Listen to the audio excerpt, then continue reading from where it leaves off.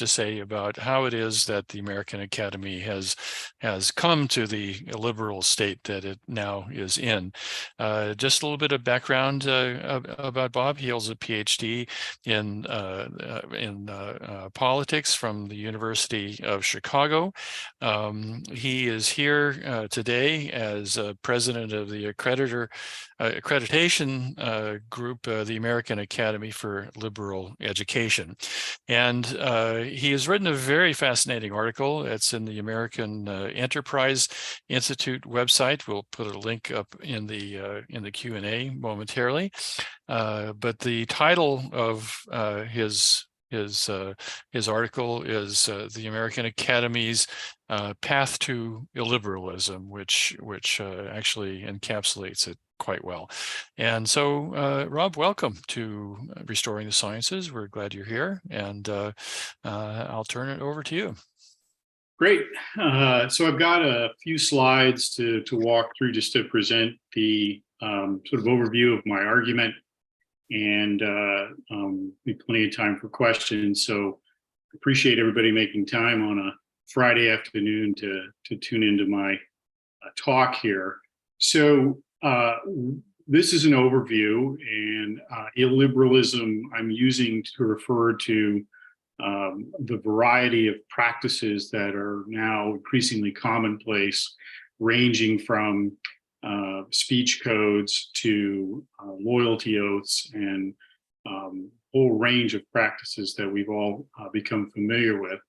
And what I want to do is to just sort of walk through what I think was more common on campuses running through the 1980s, which is when I was in school.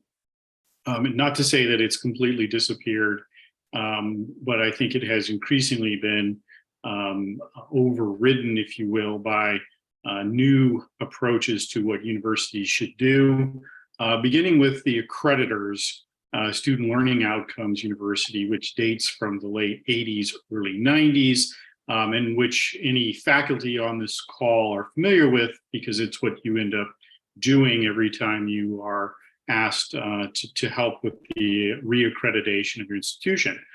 Thirdly is the Equity University, which is where accreditation is steering. And this is something that, believe it or not, is just getting started from the accreditor standpoint. But all 6 of the former regional accreditors are now steering hard into this agenda and a kind of second remaking of the university.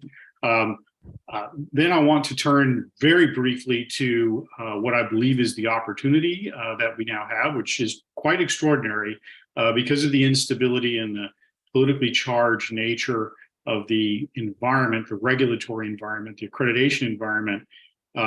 There really is prospects for enormous change, and that could be bad and could be good.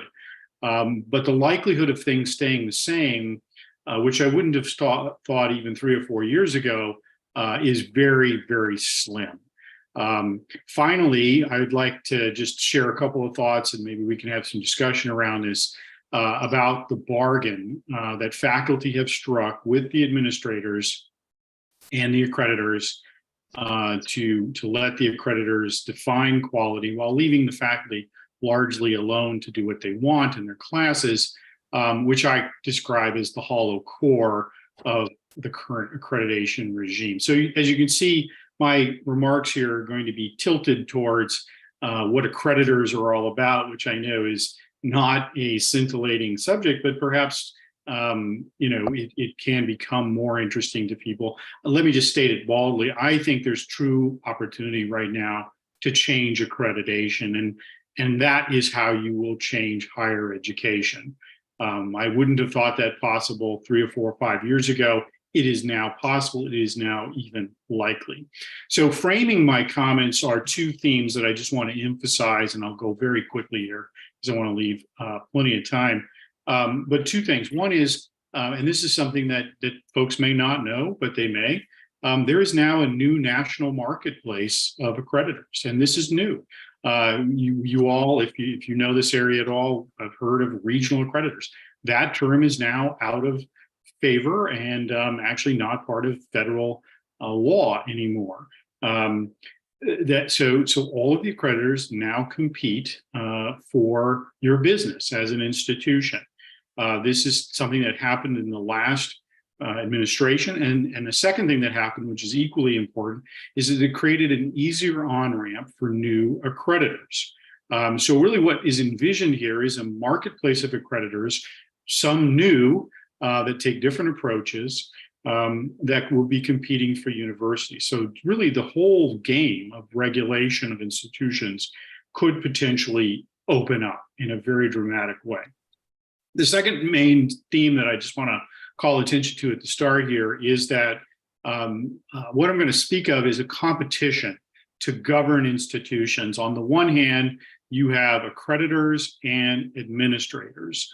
And on the other hand, you have the faculty. So as I run through this, keep that theme in line. I'll remind you of that theme with my cartoons on the side, but just keep that in mind. At base is a competition over what is quality, what is institutional effectiveness. And beginning in the early 1990s, late 1980s, the accreditors essentially claimed those answers. They answered those questions decisively from the standpoint of the federal government and the big federal student loan program. For the public, it's a different matter. Faculty probably held their own there. But in this very important area, federal policy, the accreditors are now saying what is quality and what is institutional effectiveness, and that is a problem. Next slide, please. So very quickly, the old regime, and I realize that what I'm going to say here is very partial and probably not going to satisfy anyone who lived through that period and may remember it as this period of intolerance. But in my own case, and I'm basing this in many ways on my experience as a student at three institutions, beginning at Arizona State, moving to Carleton College, and then graduate school at the University of Chicago, I found the academic environment unshackled, if you will, by institutional pressure to hold certain points of view. I moved left, I moved right, I followed my intellectual curiosity, and I think that was the richest experience, one of the richest experiences of my life. Now, what I'm going to claim here is that this old regime was one in which the professors, you can see the cartoons, they were more in charge. They really, I think, defined the institution more significantly. And those professors are themselves defined by a kind of dual citizenship, which is to say they're citizens of their institutions and they're citizens of their disciplines. And in many ways, the disciplinary citizenship takes priority. And in doing so, it defines these professors as focused on discovery, research, truth, and new knowledge. And those values, if you will, characterize the institutions that I attended in the 1980s with little confusion or pushback or alternative agendas from the administration. I don't hardly even remember them. So you had an environment that was characterized by academic freedom in the best sense. Academic freedom, when you examine it, it depends largely on a recognition of the professoriate's expertise. Even the freedom to sort of be outspoken about public affairs and so forth is supposed to be rooted in a recognition of the expertise, again, that disciplinary expertise of the professoriate. One data point is that this was the period of Alan Bloom's closing of the American mind, which I had a front row seat on, being at the University of Chicago. And, it's extraordinary to contemplate what happened then, happening now, which is Alan Bloom, a quote conservative critic of higher ed, which said all kinds of very inflammatory, controversial things in closing of the American mind. He initiated a debate over the meaning and the purpose of universities that played out on university campuses. He was not canceled. He was not shouted down, at least to my knowledge, and he played on many campuses to standing room only audiences. So I just think that's a measure of how far things have changed. Next slide. Now, beginning in the late 1980s, early 90s, things began to change very decisively and very suddenly.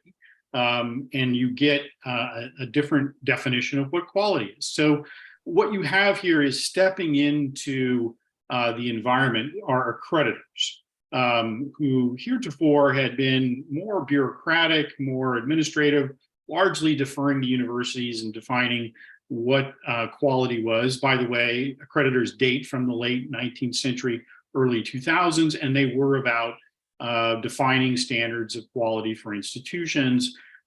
Things get complicated with the GI Bill, and the accreditors become the gatekeeper to federal financial aid. But things sort of move along until the late 1980s, early 1990s, when the accreditors, inspired in many ways by new thinking about business processes. Arthur Deming's total quality management is very much in the zeitgeist. They adopt the new standard of what universities should be about, and that is student learning. Now, learning is, in their view, something that should be measured. Measurements are viewed very importantly, and thus quantitative measurements are the new coin of the realm. As I mentioned, this is coming from the world of business processing, also sort of scientific exactitude about things. And a hugely influential organization is the National Center for Higher Education Management Systems in Colorado, which really is, I think, the vehicle by which this whole mentality sweeps all of the accreditors and ultimately ends up in the 1992 Higher Education Reauthorization Act. So the thing that you probably know as faculty is that quality is now defined on the faculty's ability to demonstrate continuous improvement in terms of improving student learning outcomes. And this is a very business-like process. It is the circle, which begins by identifying gaps, doing data, and then beginning to make changes based on what the data is telling you.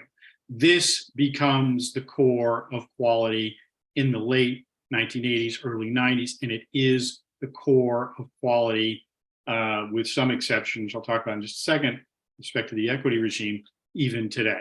It is what you are expected to demonstrate as an institution to continue to be accredited by these accreditors. Now, we all know from our experience on campuses, I was an administrator and a faculty member, that the universities, to put it bluntly, are largely faking it. And this is the hollow core. Most institutions, all the institutions of which I'm aware of, and I work with hundreds of institutions in my business, pretend. They pretend that their faculty are diligently trying to improve at masters of student learning outcomes and masters of the continuous learning process. They're not. So what you have here is something of an abdication by the faculty, and I'm not pointing fingers, of what quality is from the standpoint of regulation, from the standpoint of the federal government and the federal student loan program.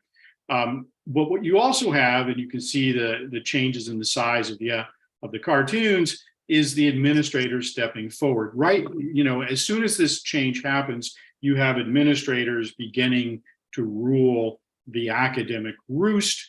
The director of institutional effectiveness is in charge. The provost is the one staging the masquerade for the accreditors, and the faculty are expected to play their part in not making waves and acknowledging that they are indeed serious about continuous improvement. Next slide.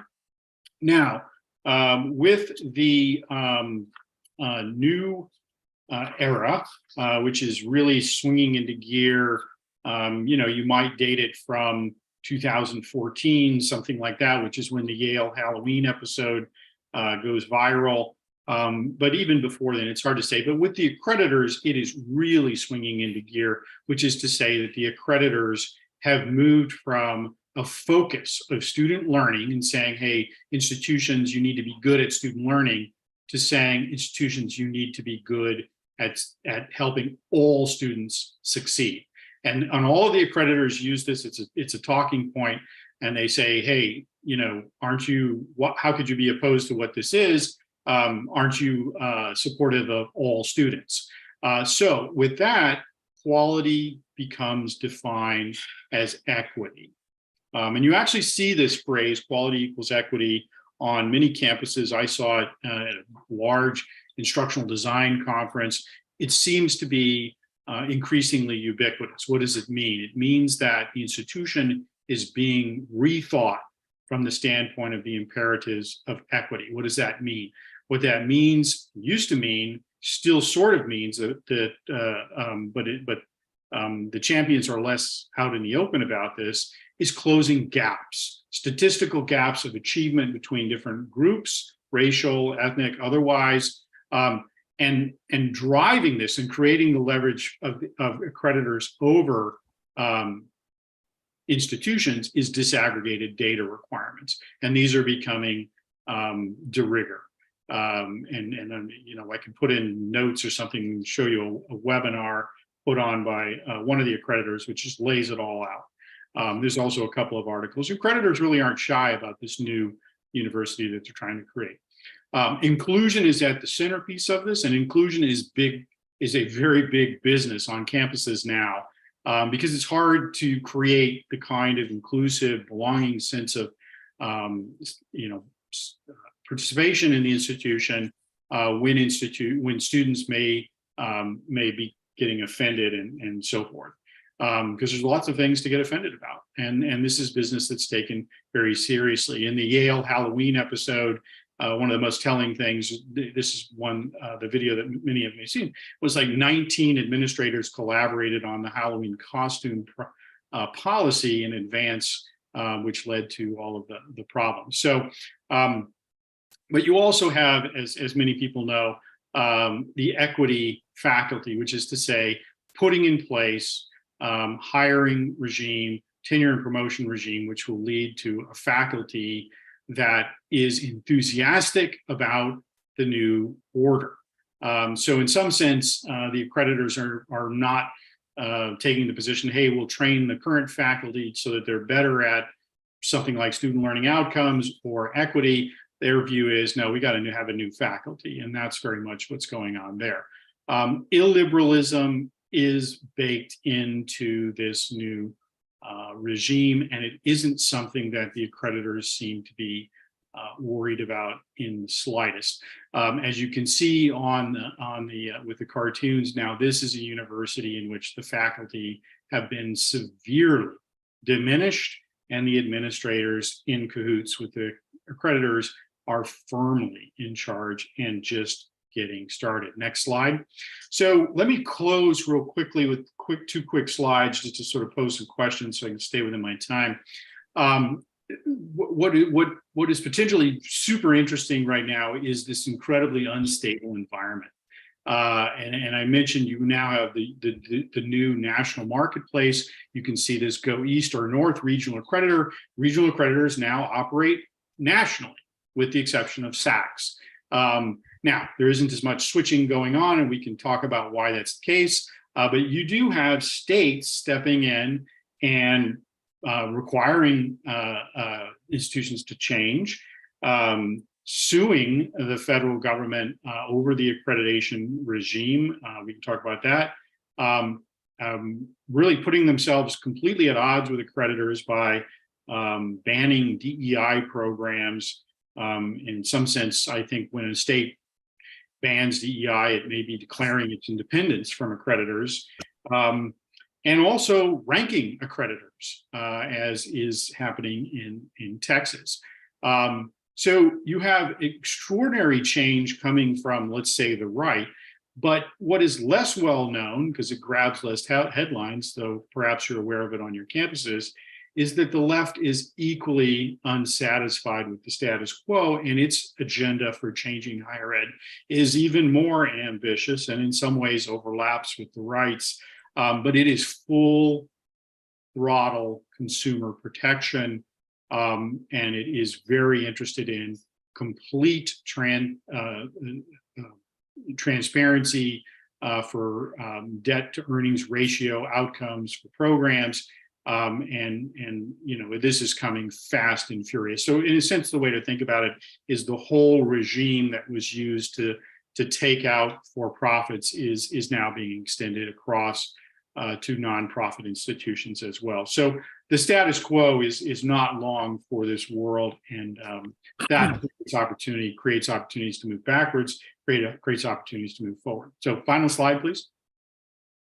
So last, I just want to emphasize that the costs for faculty continue to grow from this bargain that it made. And its bargain was, as I said, we'll let the administrators work with the accreditors, and we'll let the administrators portray us as being sincere in our interest in student learning outcomes management, as long as we're left to largely do things the way we would like.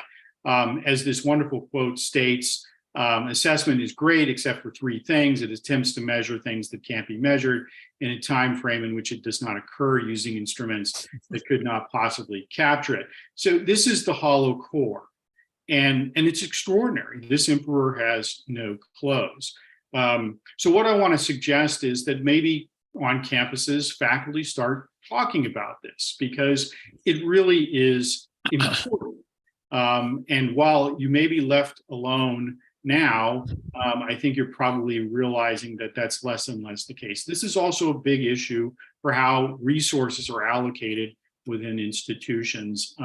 If you want to have a new professor in your department, you may not get it because of the allocation that's necessary to bring about this new expertise. And then finally, as I mentioned earlier, the national marketplace means that you can switch accreditors now, and there are new accreditors forming, including the one that I'm working for, and there's going to be more options, which will leave you more opportunity to move away from this hollow core and potentially regain control of defining what is quality and effectiveness. Now, the problem that hems in a whole discussion and why it would need to be conducted very carefully is that your institution is dependent upon the steady flow of Title IV financial aid. The accreditors are the gatekeepers. You can't tick them off without a backup. And that's the way your administrators are going to think about this. So with that, let me go ahead and turn it back to you, Scott. Thanks very much, Rob. That was fascinating.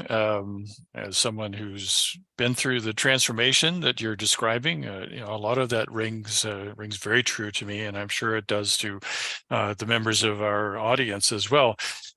Before we jump into our questions or our discussion, let me just say to the audience that please submit your questions as we go along. You can put them into the Q&A box.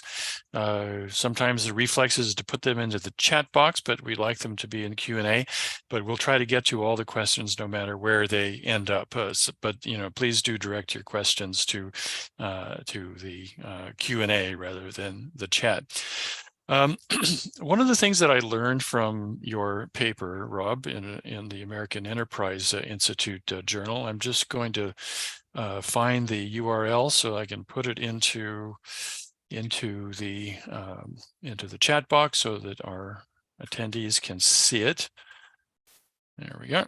Let me just put this into the. Sorry, I tried to do this while you were talking, but the screen wouldn't let me do it. So let me just put that in there now. It's going into the chat box, and this is the link to Rob's very fine article, just so you can have a look at it.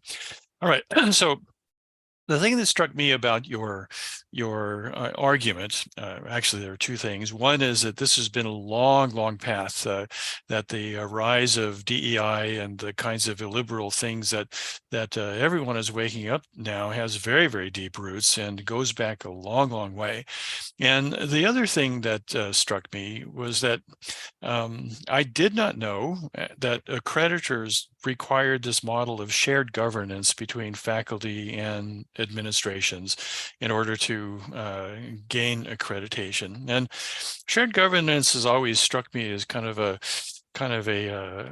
Trojan horse, because the balance of power between faculty and administrators is completely unbalanced. Unless it's contractually set in stone, academic freedom is mainly a polite agreement between faculty and administrators, and the same thing argument can be made for tenure.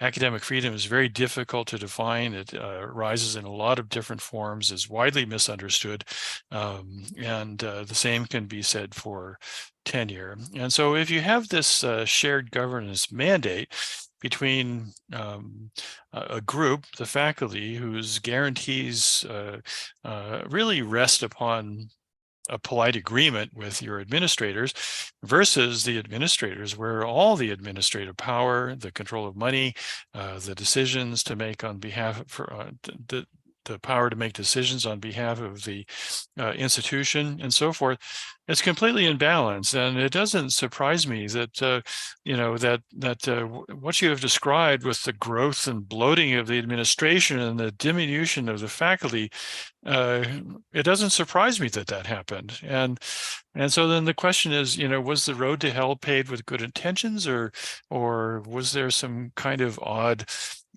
power dynamics, almost Machiavellian power dynamics going on between administrators and their faculty? Yeah, I mean, that's a great question, and I'll take a stab at it, because there's probably many things that could be said here. And let me just sort of talk in terms of power, and I'm a political scientist after all. I do think that the shared governance card is a card that the faculty could play, and really play in the ultimate way, as I've suggested, and start to carefully and responsibly begin to push back against this hollow core and say, hey, why are we pretending every time we're up for an accreditation? Why do we go along with the director of institutional effectiveness and give them some kind of song and dance about how we have been for 5 years been poring over data on how to improve our programs? You haven't been doing that, but yet you allow yourself to be portrayed and in doing that. And so, I think the issue here is, are you as faculty and within accreditation guidelines and federal law, there is this expectation that there is shared governance. Which is to say that faculty just can't be overridden by the administrators. Now, it's such that administrators can sort of assert their defense of faculty governance whenever they want to, at opportune times, but it is a card to play. Another part, and just quick side note, the other part of the accreditors regime that is uncompromising is what is referred to as appropriately qualified faculty. And the accreditors to an accreditor have the same standard, and it requires graduate training in a discipline. In very few instances will they allow professionally qualified faculty, even though it's on the books. They give institutions a hard time anytime they have someone in a classroom who is not qualified from the standpoint of having the right degree, at least a master's degree in the particular subject. So the accreditors can be sticklers in defense of faculty priorities, but these have generally become backburnered by the accreditors in the name of their own agenda. One of the points that I wanted to make, I forgot earlier, is that one of the things that has held back until recently the accreditors' assertion of their own view of what universities should be is not only that they settled for a kind of masquerade on the part of complying with the student learning outcomes expectations, but they were and they still, they speak this way. They insist on a kind of missional autonomy, which is to say, okay, institution, you have your mission. Just tell us how you do this, how you're effective in pursuing your mission, which seems to say there's this great latitude and flexibility over the types of institutions you can be. Well, that's really gone away. And I've noticed an uptick in the last, 6 months of institutions reaching out saying, hey, I'm worried that we're no longer going to be allowed to be more of a traditional Christian institution or something like that. What's going on there is the imperatives of the new equity order. And that is very clearly not something that they're going to compromise on. And the use of disaggregated data to hold institutions accountable. So the way this would work is essentially that if you don't measure up in terms of closing the gaps between different groups, the accreditor is going to suggest that you do much more in terms of what will be necessary to close those gaps. So to get back to your question and to tie it off here, I do believe that this card to play of faculty governance is in shared governance is what the faculty have to stand on. It is much more significant. There are entire regimes and institutions that get brought down because faculty complain. There was a well-known initiative called Ivy Bridge University at Tiffin University, where they were doing this very innovative thing. The faculty at Tiffin complained, the accreditors came in, shut it down. So this is a card to play, and I'm suggesting that faculty begin to think more about the bargain they've struck in letting the accreditors define quality, and they can take it back. Yeah, I mean, certainly the trend you described of having a more free market, free accreditation market, so to speak, so that you can choose accreditation bodies that can certify you as credible. That's certainly a major improvement, and I think opens the door to the kinds of effective pushback by faculty that you're talking about. But of course, here at the NES, one of the things that we deal with almost from day to day is what happens to faculty who actually do push back in the face of these kinds of overweening powers wrought by accreditation boards, ultimately tracing to the federal government. It can be very, very damaging, and of course, not only does it damage the people who are pushing back and are punished for it, but of course, it has this chilling effect on the willingness of others to push back. And of course, one of the disappointing things that you see in these kinds of arguments is that one person takes a brave stand and is left out on the end of a limb with no one behind him. So it's tricky. Yeah. It's very tricky, and the kind of conversation that I'm encouraging is a very difficult conversation, not only because of that, but because of the institutional dependence on Title IV, and you're going to be labeled as a troublemaker, somebody who's going to doesn't think strategically, etc. But I guess one of the things that occurs to me is that the opening up of the bargain and just examining it and just simply saying, let's just look at where we are with our accreditors. Our accreditors are determining what is our quality, and the input of faculty is made up. It's not even negligible. It's fraud, and that sounds over the top, but it's true. I mean, I've been part of these efforts, and this effort to satisfy the accreditors has all kinds of financial resource allocation consequences that are harmful to faculty. You're not getting what you want, in part because of the need to satisfy the accreditors, and the accreditors are going to put more and more on you as they continue to extend this new regime.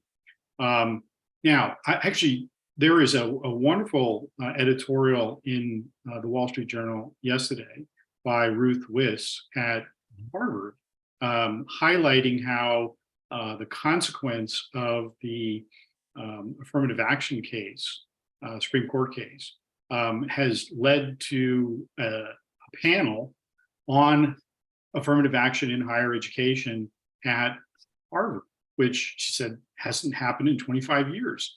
So there may be air cover here coming from the court that would allow some of these issues that are closed to begin to be open. Now, the other thing about that decision, and I do want to just acknowledge that we're lucky to have with us today Bob Eitel from the Defense of Freedom Institute, who played a very significant role in bringing about the national marketplace and is an authority on all of these kinds of things. And he's taught me a tremendous amount.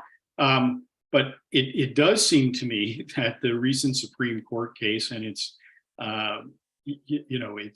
it's declaring of race as race consciousness in student admissions as unconstitutional in the limited form that it had been allowed, although it had been used much more extensively, flies in the face of the DEI regimes that are being required by accreditors. And if you want to see just how opposed these notions are, the Supreme Court taking the position that you cannot use race-conscious decision-making in admissions decisions, go to the Northwest Commission for Colleges and Universities. This is the accreditor for the Northwest.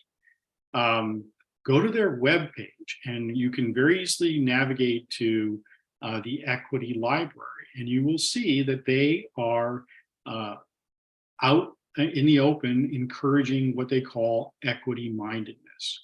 Equity mindedness is literally making all of your decisions in a race conscious manner. So you could not have 2 points of view that are more opposed. They are diametrically opposed, and one wonders what the implications of that decision will be for the accreditors moving forward. Yeah, you bring up the Supreme Court decision, and of course, everyone's hopes are immensely elevated that we'll finally get back to some kind of sanity, including the ability of faculties themselves to determine what's quality and how to run their affairs. But of course, counter to that is you have statement after statement after statement from college presidents, and the clear message from colleges themselves is that, okay, well, this is going to be an inconvenience, but we're going to find a way out of it, and therefore don't worry, this entire edifice, it's based upon the equity agenda. So do you think that we'll be able to somehow counter that? I do. Because I actually think things have just gotten very unsettled in such a way that folks are only beginning to appreciate just how things are unsettled and unstable, and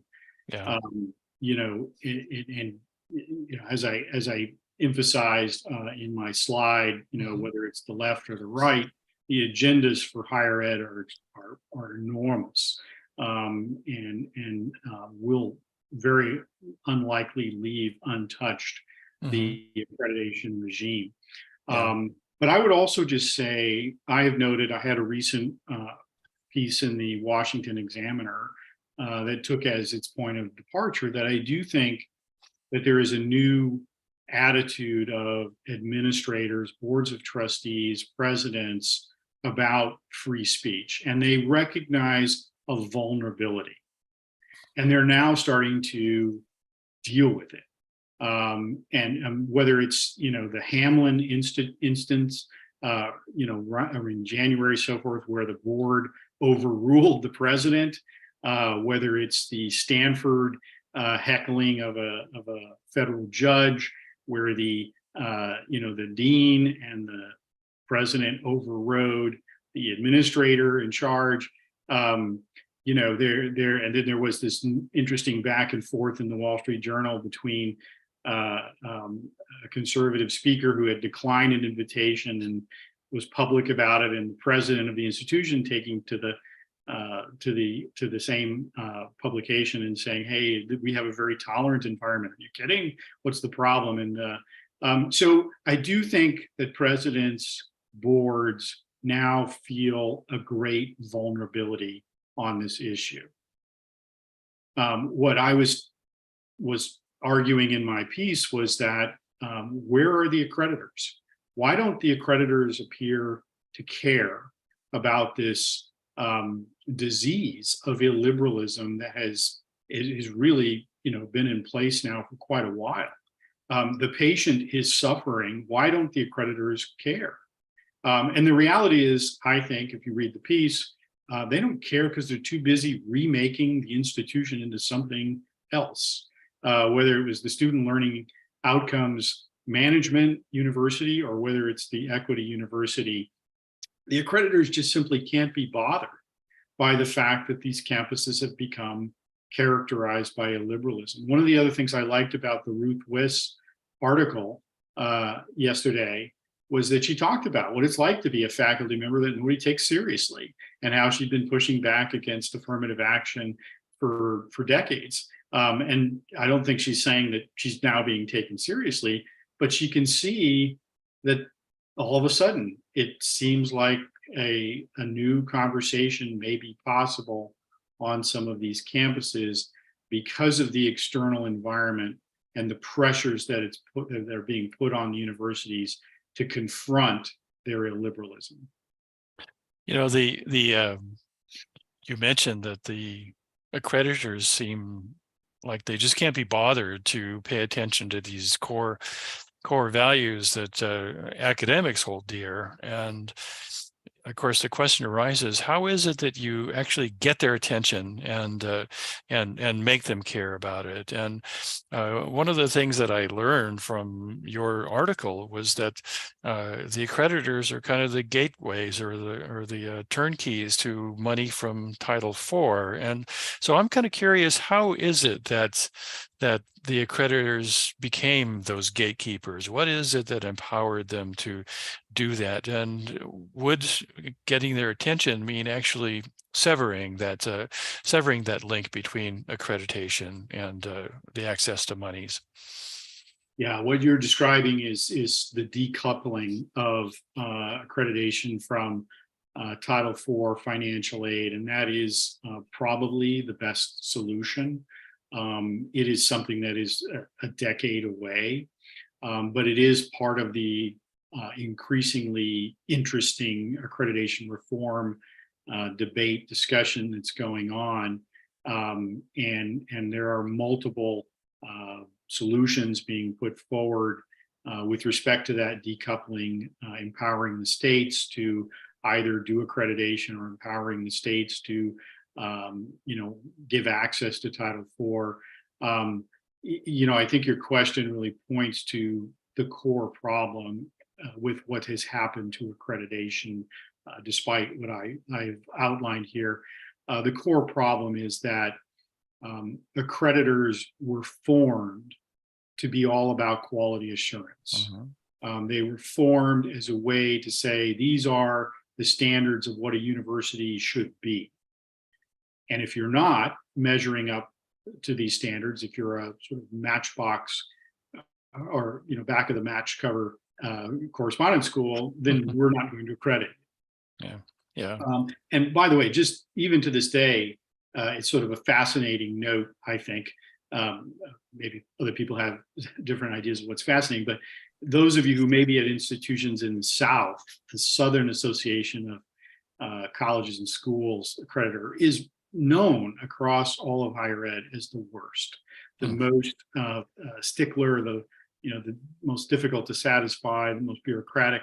And that's because when that accreditor formed, the South was a backwater. It was recovering, and they really had to prove that their quality was superior or at least equal. So to this day, Sachs is the most onerous by far, and there's no, it's easy to know why the states of Florida, Texas, and North Carolina are the ones really pushing back against accreditors because they're pushing back against Sachs. Yeah. But Sachs is that way because it formed to be a quality assurance. But the problem is that with the GI Bill and then the expansion of federal financial aid and the Great Society, the accreditors became the gatekeepers. And to this day, that's their only purpose. They do not help quality assurance, and that's part of the the sort of the ugly secret about accreditation. Most folks who don't know much about accreditation assume, well, the accreditors must be good at quality assurance. Well, the answer is they're not. They're really very poor, and they're not held in high esteem by the institutions, certainly not by the faculty. They exist to give you access to Title IV. That is their power, and it's undermined them as quality assurance organizations. Now, it's one of the positive things is that there's a lot of good quality assurance stuff happening outside of the accreditors. And a lot of it's happening in online, because online grew up without the fetters of the accreditors in some ways and was allowed to develop a quality assurance regime that is much better than most that are on campuses. And there are a lot of very good practices that could be brought to bear with a new accreditor, where faculty would not be sort of shifted to the sidelines and be part of really an approach of what is quality. And I think that would be a very good thing. So the problem with the current accreditors is I don't believe that they can be reformed. Luckily, with the new national marketplace, the market will tame the accreditors and bring about a solution if it's allowed to start working. Now, unfortunately, the current administration is blocking institutions changing accreditors, and that's part of Florida's suit against the accreditors. That shouldn't be happening, but it is. If that wasn't happening, you would see more changing.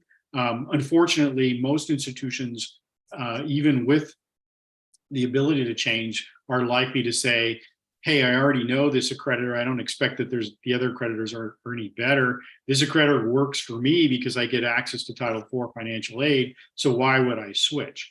Well, with the coming of the equity regime and even some of the other regulations in Title IX and so forth, I think many institutions are starting to wake up that they're going to need a new accreditor. Florida's already decided they need a new accreditor. And I know there's a lot of other states that are interested as well. So in this crop of incipient new accreditors, are they explicitly disavowing this turnkey notion to Title IV? Is that a big part of their sales pitch to universities?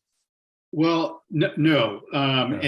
But there are, so you've got two types of accreditors. You've got institutional accreditors that are recognized by the Department of Education. That's key, because that's what gives you access to Title IV if you're accredited. Yes. Then you have program accreditors, and program accreditors, for the most part, do not touch Title IV access. A few do. Okay. Program accreditors, if you're, I'm trying to think if there's one in the sciences I'm aware of, but, it tends to be in the professional areas. Yeah. In business, you have, AACSB and ACBSP, physical therapy, social work, they all have accreditors. And unfortunately, some of these accreditors, ABET for engineering, certainly, computer science. But some of these program accreditors are even more committed to the equity and woke agendas than the national accreditors, or than the institutional accreditors. So the opportunity right now is to have alternatives for institutional accreditation that will not require institutions to move in the direction of the equity university. So before we get to the questions, and again, I see questions trickling into the Q&A. Please feel free to put them in. But here's a little bit of a provocative question to you, Rob. So Ron DeSantis has argued that one of his platforms is to abolish the Department of Education. Do you think that will help to break the stranglehold of these woke accreditors? Well, it would. I would think the accreditors would go with that. Yeah. And that is a major tenet on the right now for those looking at reforming the system. But I think the best way to look at the agenda is a set of initiatives or set of actions, some of which are much bolder than others that may take more time. And the abolition of the Department of Education is the boldest. Would that make higher ed better? Would that make K-12 better? Probably. So I'm not really that schooled on that particular debate. That does seem to me to be more of the 20, 30-year timeline. Maybe you set it on a course to extinction. It is a problem. And I guess the other perspective is to use the current levers to bring about the change, whether it's research funding from the federal government. I mean, Rick Hess had a really good article about a year ago emphasizing how the federal spigot should be tied to free and open debate on campus, because free and open debate is critical to research. So you ought to be able to pull that off. And I think with this new marketplace of accreditors, I really do think that if you got an accreditor that took a different approach, that just did not go in the direction either in terms of defining quality with this dated conception of student learning outcomes, or pursuing the imperatives of the equity university, you would have a rush of institutions, traditional Christian institutions, red state institutions, to this new accreditor, and you'd see a lot of change. Okay. On that hopeful note, let's start going to the questions. A couple questions have dropped into the chat, so let's look at those first. One is from Bob Itel. He puts in a couple of questions. One of the things that he raises is, you mentioned the Stanford Incident where a federal judge was shouted down during a campus event, and this DEI administrator, rather than telling the students to let this guy talk, actually attacked the judge. And he mentions that the ABA actually failed to investigate the Stanford law schools for the shouting down. What's your perspective on that? Is this incident over, or is there more sanctions to come, or hopeful sanctions to come? What do you think about that? I don't think the ABA is going to sanction. I know Bob, is working on that. Ilya Shapiro is I think writing a book on the ABA and its drift to law school's drift to illiberalism. I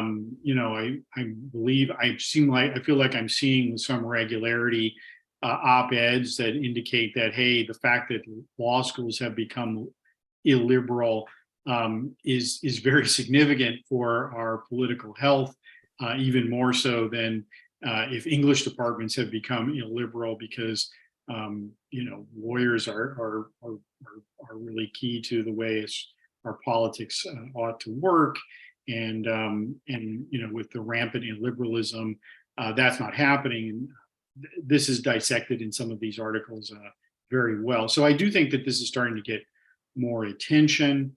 WASC,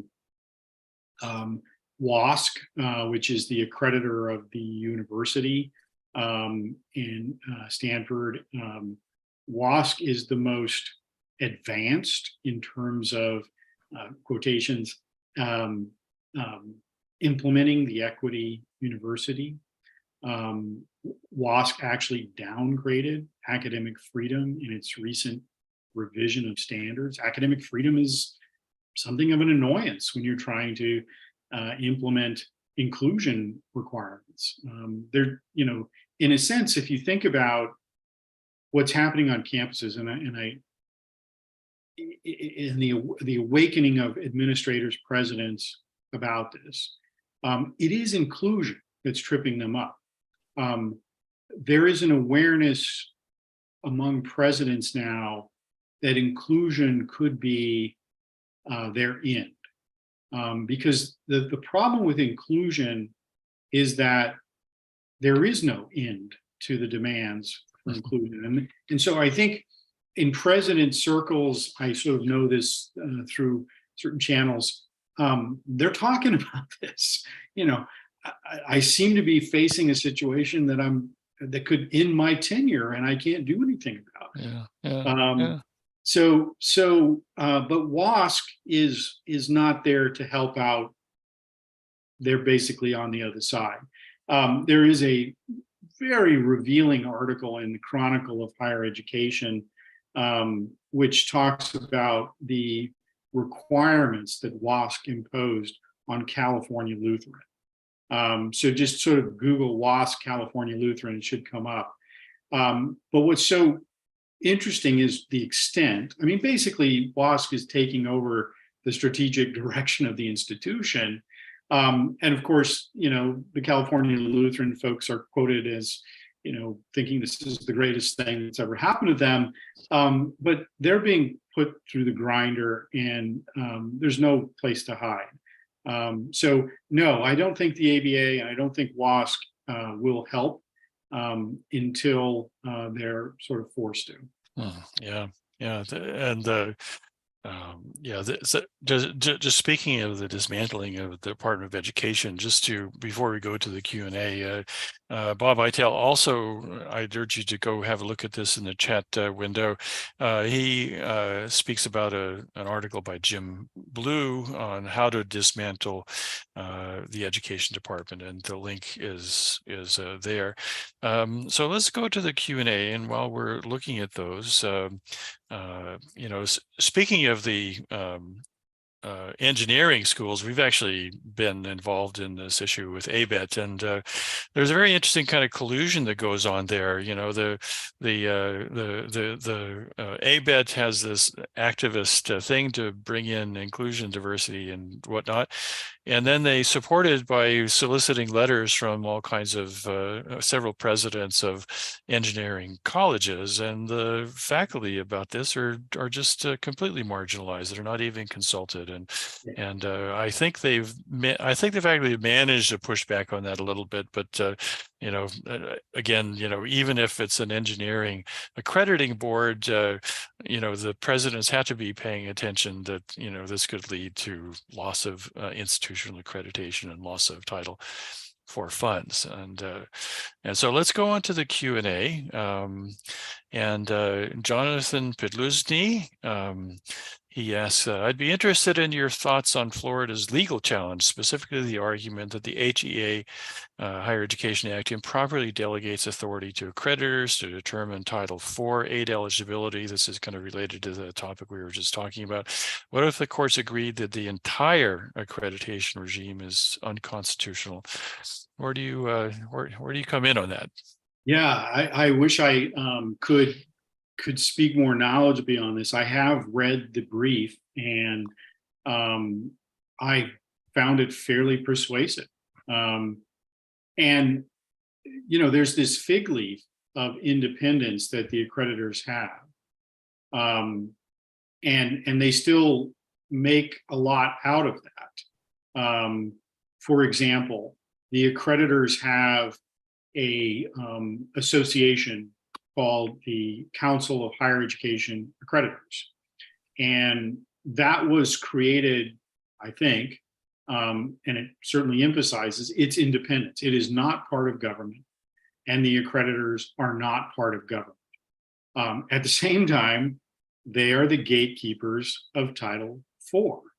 And the DeSantis brief is basically saying, how could you possibly consider these folks as being outside of government? They are the gatekeepers for this, for the source of funds that's keeping all these institutions in business. So yes, I think on the surface it seems to be like a very strong argument, and there are parts of the brief that talk about the appointments clause, and the executive branch is not appointing the accreditors, and that would seem to be a violation of the Constitution. So I was impressed, and not to keep praising the Defensive Freedom Institute, but the Defensive Freedom Institute has a briefing on this that I think the Florida AG relied on extensively, and it's worth a read as well. So I feel very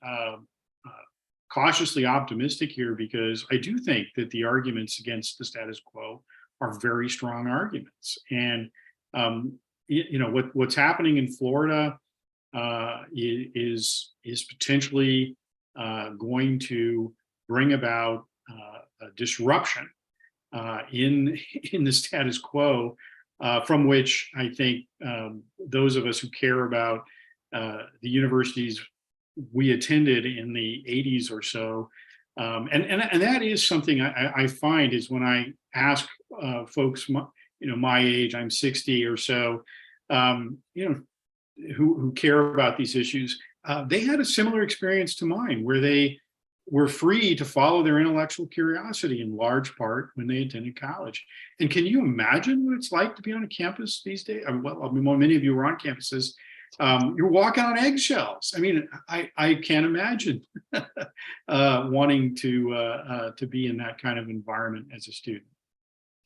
Yeah, it's not just Title IV either. If you look at what's happening in the sciences, of course, it's also become very highly politicized. All the major professional associations have gone completely woke, including the AAAS, and this is all enforced by the enormous amounts of federal money that come in through the federal research establishment. And again, this comes down to the basic question: money corrupts, or power corrupts, and absolute power corrupts absolutely. And so you have all kinds of strange hysterias about climate change, about misinformation, about vaccine mandates, things that should be actually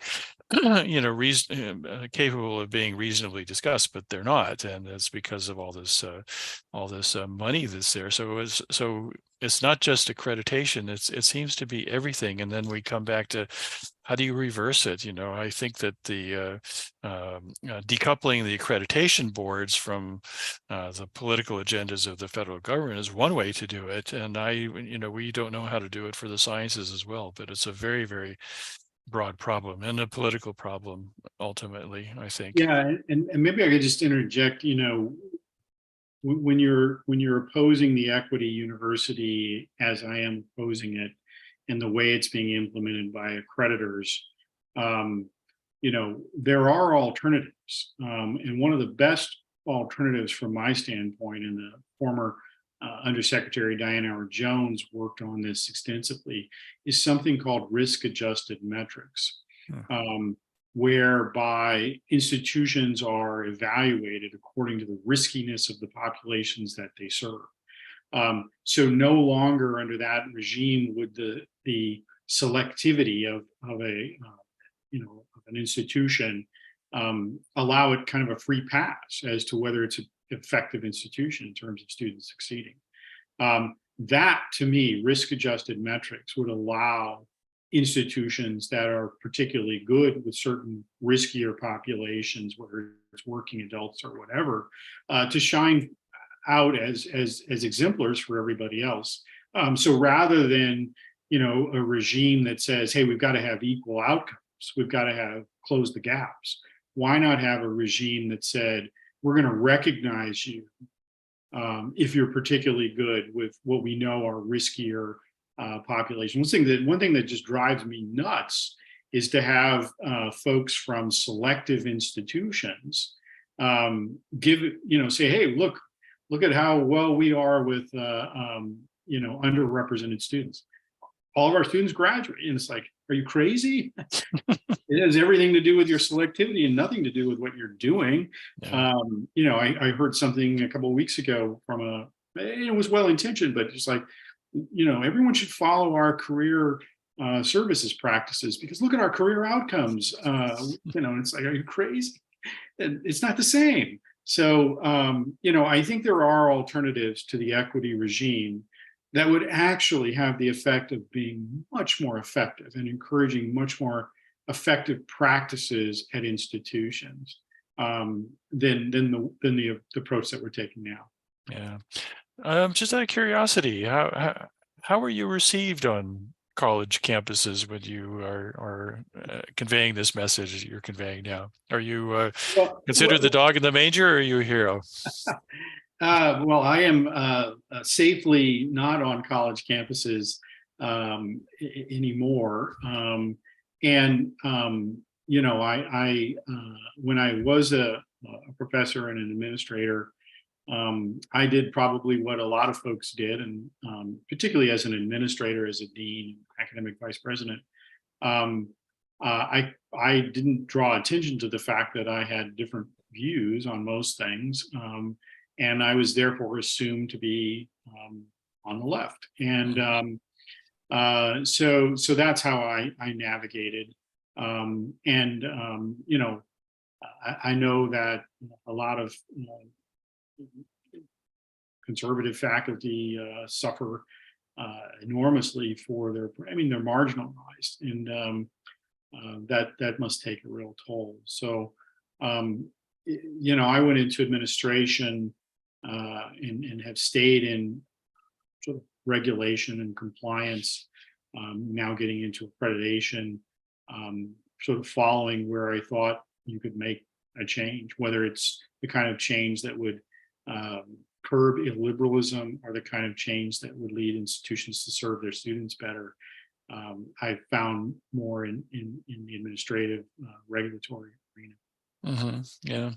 One of the interesting aphorisms that you coined in your paper is that institutions have changed from their agendas being for preparation for excellence versus preparing the institution for the student, and that more than anything, I think, has marginalized traditional roles of faculty in there. Well, in a sense, I feel a little bit of a lonely warrior, if you will, in going back to the early 1990s and saying, "Hey, here is when it changed," right? Yeah.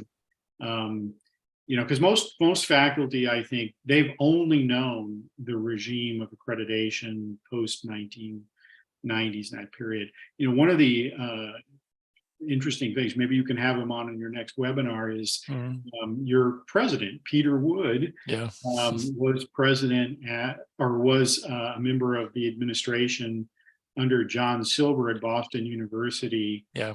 And they pushed back. Yeah. I didn't really know that anyone pushed back against this total quality management approach to higher ed. They pushed back, and I think it's worthwhile for people to realize that, hey, this approach that seems to be baked into your institution is something where things got off on the wrong track. So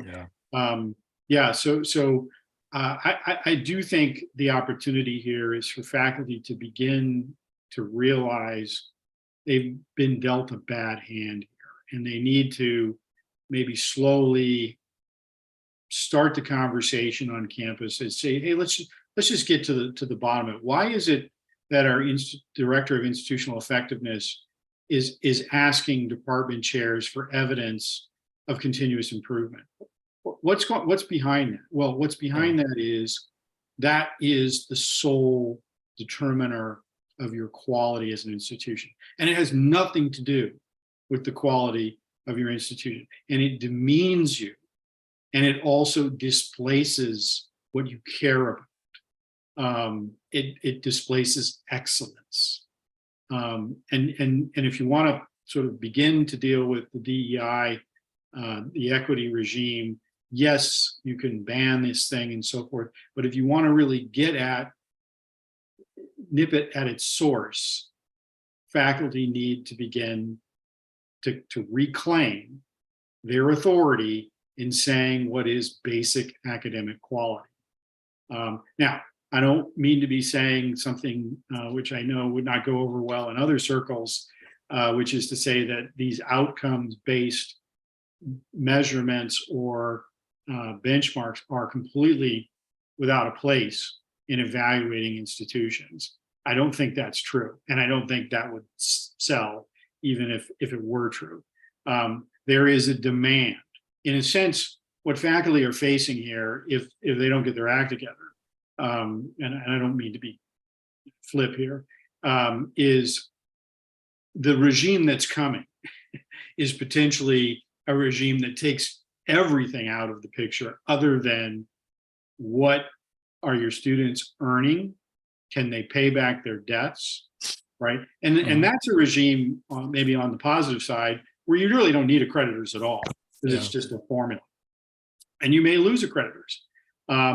But that is if you think about it, that is the sole standard of what a quality program is. Are your graduates getting jobs where they can pay back their debts?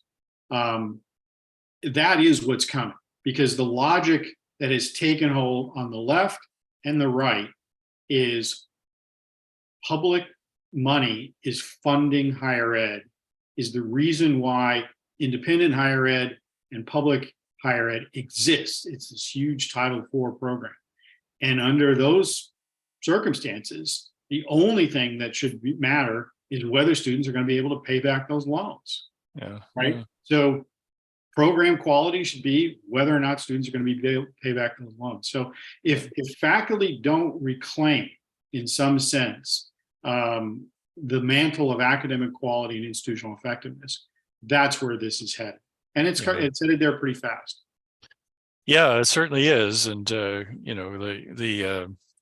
ultimately, I guess that is what it's going to take if we're not going to have government intervening to do this. But, you mentioned in your article that the institutional imperative for hiring and promotion now becomes the administrative agenda rather than the faculty agenda. And this has been going on long enough to where the demographics of people who still hold these ideas as core, they're either at the end of their careers or they've retired, like me. And in which case, how do you actually bring about that pushback?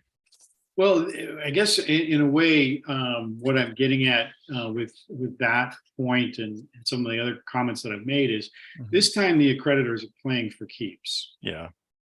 Instead of saying, okay, we've got the faculty, they're trained in disciplines, they are good at a certain thing, which is important, but not decisive, right? What we want them to be good at is student learning outcomes management, continuous improvement. And the fact that they're not good at that, well, we'll run some training programs and ultimately will allow them to be making progress. I mean, every time the accreditors review you, they say, okay, well, you're still making progress, and they kind of wink. This time they're playing for keeps, right? This time you're going to have to show that you have sort of faith statements about equity in your hiring process. If you've got gaps, right? This time you're going to have to show how your tenure and promotion process includes evidence of commitment to equity and effectiveness in that regard. Why? Because those things are important in the accreditor's point of view to your ability to serve all students. Success of all students is the new standard. And in addition, the accreditors are going to push this into graduate education. So it isn't a situation where, with student learning outcomes where faculty are trained to do one thing and now they're being asked to do another thing. And at no point, as far as I know, has any reputable graduate program in, say, biology or history or political science said, hey, we're going to start including expertise in student learning outcomes management and continuous improvement as a way for our graduates to have a leg up. I mean, it just hasn't happened. The academy the professoriate has never embraced this model.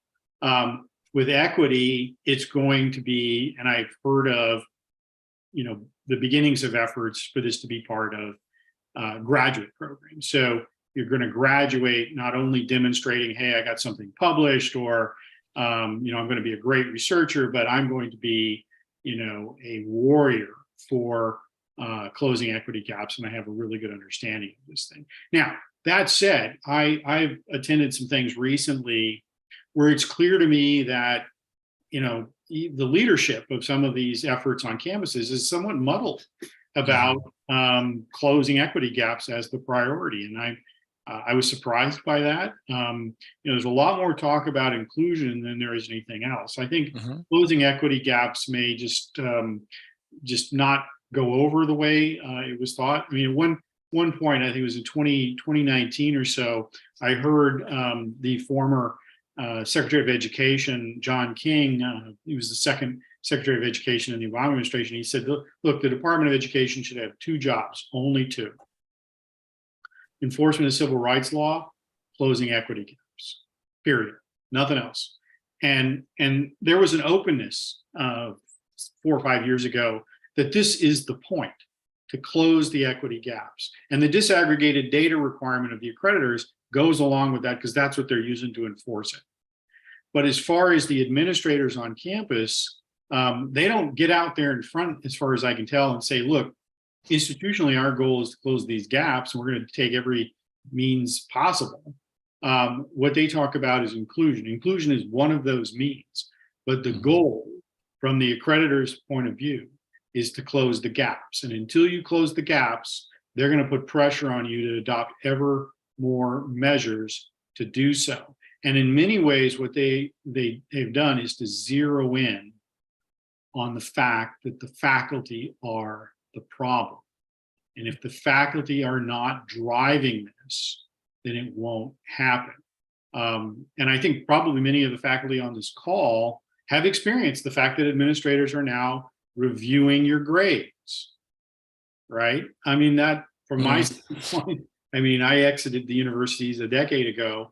I can't imagine that, but that's become de rigueur. And it's all in the name of closing equity gaps. And if you are a faculty member who has gaps, there's going to be pressure put on you. Yeah. And what the accreditors are looking for is that you respond to that from your administrator, is not as, oh my gosh, this administrator, stay in your lane, you're driving me nuts. Your response is, thank you, this is fantastic. I am going full throttle because I'm 100% on board with closing equity gaps. That is my highest priority. Not training engineers whose bridges won't fall down, I suppose. Yeah. Okay. So going on to some of the other questions, Jonathan Pedluzny asked another question. If the next wave to transform the university is a push for equity, do you think the faculty across the political spectrum are more likely to push back on this than they did on meaningless SLOs, Gen Ed assessments? And he asked because he thinks it's easier to pretend compliance. This is your argument about faking it and hoping the administrators will just go away and quit bothering us. Is it easier to pretend compliance without undermining teaching? And I think the message is that no, you actually can't. You tell one lie and fake it, and the problem's not going to go away. So do you see any greater success in this pushback towards meaningless equity requirements than the record indicates? I do, because I think it's an instance of overreach. And I also, as I mentioned, I think the accreditors are just getting far more prescriptive. I had a couple of provosts of more traditional Christian institutions reach out after attending annual meetings of accreditors, where they reached the conclusion that they're now going to need another accreditor. And what the accreditors essentially conveyed was, we're shifting from this being about your mission and you telling us how you are effective in pursuing your mission to it's our mission. Yeah. So I do think the accreditors are playing for keeps. I do think there's an uneasiness on campus because of the conflict between inclusion and free and open debate. And look, there are two sides to these things. I just think that universities should be about free and open debate. That should be their pillar, not these other things. And I do know that there's an uneasiness in the board of trustees. There's an uneasiness among presidents that they've opened something they can't close here. And I've seen just in this year, I've seen a couple of presidents toppled who, 6 months ago, a year, they seemed to me like in the strongest position, leaders. Recently the president at Timball was toppled. He's African American, and he was on the Council of Higher Education accreditors panel in January, talking about these things, and he was done in by them. So it is something I think is very unstable, in a way that the student learning outcomes regime that had gotten very stable. Everybody was fine with it. This is not the case with equity. Yeah. Well, one hopes the tide of opinion is determining, and this leads us into a question from John W. Do you think parents and prospective students will ignore the equity part of accreditation and just look at other data like prestige? And of course, someone wants to go to Harvard, the parents aren't going to care much whether, what their equity agenda is. They're going to look at this for their kid, and they're going to say, no, you're going to Harvard because Harvard is Harvard. And so, in some ways, this webinar should have been titled Inside Baseball. The general public cares nothing about accreditation, knows nothing about accreditation. The general public knows nothing about Title IV, other than getting it, filling out FAFSAs and so forth. But all of what matters in terms of quality to the accreditors, in terms of quality for Title IV, which the accreditors are the gatekeeper to, has no reality or resonance in the general public. It is completely inside baseball. And I think in many ways, faculty have been buttressed by a more traditional view of what is quality, right? And everybody says, well, it's the professors, and look at these outstanding professors that we have, and the professors are being run out in front of prospective students, and my institution has 75 Nobel Prize winners. So, from the general public's perspective, what counts as quality is these more traditional measures of faculty excellence, and reputation is largely tied to that.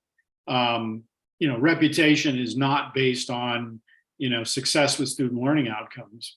It just isn't.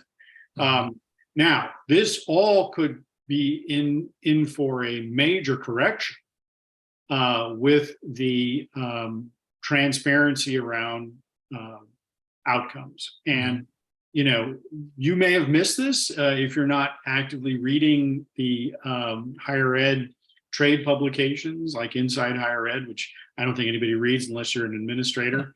You may have missed the fact that the department tipped its hand, and it's now indicated that it will require all nonprofit universities to report. And this is going to be an enormous compliance cost. And again, sort of think about allocation of resources. Report on your outcomes, your the earnings of your graduates by program. And while the department has indicated, well, I mean, it's part of its regulations that the only schools that need to fear, quote unquote, are the for-profits or the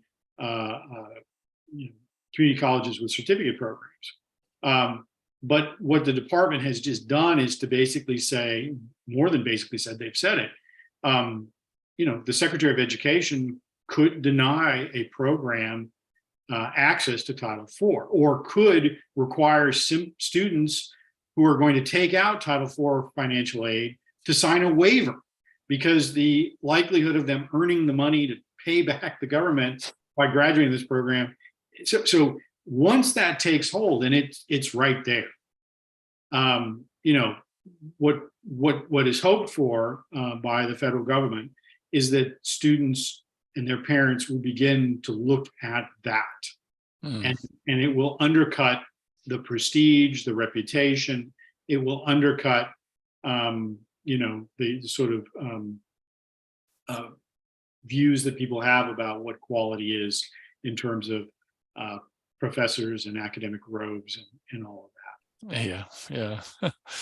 So let me just get back to the Q&As here. So this is sort of a chicken and the egg question. Barbara says, thank you for your excellent presentation. And she goes on to ask, is shared governance with administrators the only source of this problem? Is it, and she says, the resultant illiberalism seems to be powerfully ideologically motivated. So was this a chicken and egg problem, or is it just something that goes along with lots of money floating around to exploit? Well, money certainly, is really the driver here, because it's all about accessing Title IV financial aid. And but I think without the kinds of things that I'm talking about, it's easy to say, okay, higher ed is just another one of these institutions like museums that's being captured by a certain ideology, and it's just sweeping through all of our institutions. And there is something to that. At the same time, higher ed is distinctive in how this has come about. And it is certainly something that has a footing on campuses, irregardless of the accreditors. Yeah. But the accreditors are locking it in and extending it and basically making it the definition of an institution. And the problem, there's a deep problem here for faculty as I see it. And again, I want to just stress that, look, I was a great books professor. I'm from the most traditional part of an institution. The problem that faculty face is that it is not just the accreditors that are kind of against them. The accreditors are against them insofar as they've redefined quality as something that the faculty aren't good at, and they have to fake it. And you think about the opportunity cost of what the accreditors have done, right? The accreditors have deprived campuses of useful work on quality and teaching effectiveness. That's a side note. But if you think about the accreditors as having marginalized faculty, which I think they have, the administrators, who are supporting the accreditors and growing more powerful as well, that's one shared governance problem for an institution. It's increased the power of administrators over the academic program. I mean, you'll still hear people say, when it comes to curriculum, the faculty are sovereign. Well, they're not. No. Not at all anymore, and increasingly less so. Even though, universities are still organized in disciplines, and who's got the disciplinary expertise? And when you bring in a transfer course, it's got to be run through the department chair, because only he knows whether it's quality or not. There's still more than a residue of that older view. But here's the other problem that faculty have, and this is a very big problem, and it's the part of my article that we didn't talk about, which is the fact that the marketplace for higher ed has moved in such a way online, adult, right? The largest part of the higher ed marketplace now, and has been for quite a while, is what we used to call the non-traditional student. Yeah. And there is a expertise, instructional design, which relegates faculty to something called subject matter experts, SMEs. The problem is that you really have to sort of raise the question of, is the research-based, discipline-defined faculty the appropriate foundation for all of the things that universities are now required to do? I still answer that question yes, because I think that the research-based, discipline-defined faculty is the cornerstone of free and open debate, of the values that should suffuse institutions. At the same time, I do believe that there needs to be an awareness, a recognition that universities are now on the hook for what happens to students. There is an element of public accountability. Because you take all this public money, you can't just pretend it's not there. You're going to need to get much better at professional outcomes. That's not going to happen through the faculty. You're also going to need to bring quality education online, right, which is happening, and in other venues, right? That's going to be mediated through instructional designers, support systems, right? Faculty are not going to be in charge of that, and that's going to diminish them further, and it already has. Yeah. So the problem for the traditional faculty is, outside of the sort of general notions of prestige and reputation, there's nothing buttressing them. And the big one I think you can begin to attack is the fact that the accreditors turned the tables on you when they asserted what quality is in terms of student learning management and now equity. Yeah.